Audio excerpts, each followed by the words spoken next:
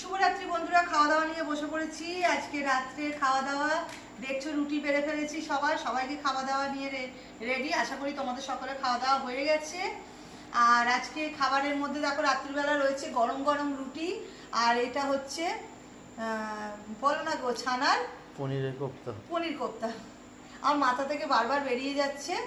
তো পনির কোপ্তা করেছি, কেমন দেখতে হয়েছে অতি অবশ্যই বলো। এই যে পনির কোপ্তা, এই রেসিপিটা কিন্তু নতুন আর খেতে কিন্তু খুব সুন্দর হয়েছে পনির কোপ্তাটা। ঠিক আছে, তোমরা যদি মনে করো যে এই পনির কোপ্তাটা কিভাবে আমি করেছি, তো তোমরা অতি অবশ্যই ইউটিউব চ্যানেল রেখা রান্নাঘরে তোমরা দেখে নিও। এই রেসিপিটা আমি দিয়ে দেবো, খুব সুন্দর খেতে হয়েছে, দারুণ টেস্ট হয়েছে। আমরা খেয়ে দেখেছি পনির কোপ্তা।